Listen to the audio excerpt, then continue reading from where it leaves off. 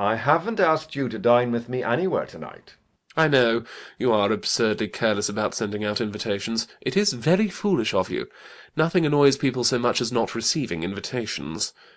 You had much better dine with your Aunt Augusta. I haven't the smallest intention of doing anything of the kind. To begin with, I dined there on Monday, and once a week is quite enough to dine with one's own relations. In the second place, whenever I do dine there, I am always treated as a member of the family, and sent down with either no woman at all or two. In the third place, I know perfectly well whom she will place me next to tonight. She will place me next Mary Farquhar, who always flirts with her own husband across the dinner-table. That is not very pleasant. Indeed, it is not even decent, and that sort of thing is enormously on the increase. The amount of women in London who flirt with their own husbands is perfectly scandalous. It looks so bad.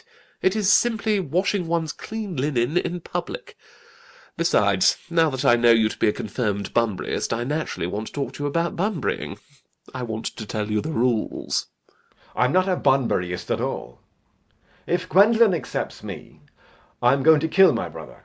Indeed, I think I'll kill him in any case. Cecily is a little too much interested in him.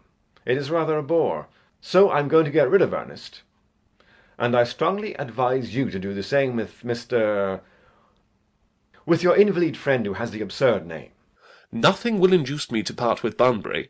And if you ever get married, which seems to me extremely problematic, you will be very glad to know Bunbury. A man who marries without knowing Bunbury has a very tedious time of it. That is nonsense. If I marry a charming girl like Gwendolen, and she is the only girl I ever saw in my life that I would marry, I certainly won't want to know Bunbury. Then your wife will. You don't seem to realise that in married life 3 is company and 2 is none. That, my dear young friend, is the theory that the corrupt French drama has been propounding for the last 50 years. Yes, and that the happy English home has proved in half the time. For heaven's sake, don't try to be cynical. It's perfectly easy to be cynical. My dear fellow, it isn't easy to be anything nowadays. There's such a lot of beastly competition about. The sound of an electric bell is heard. Ah, that must be Aunt Augusta. Only relatives or creditors ever ring in that Wagnerian manner. Now, if I get her out of the way for 10 minutes, so that you can have an opportunity for proposing to Gwendolen, may I dine with you tonight at Willis's? I suppose so, if you want to. Yes, but you must be serious about it.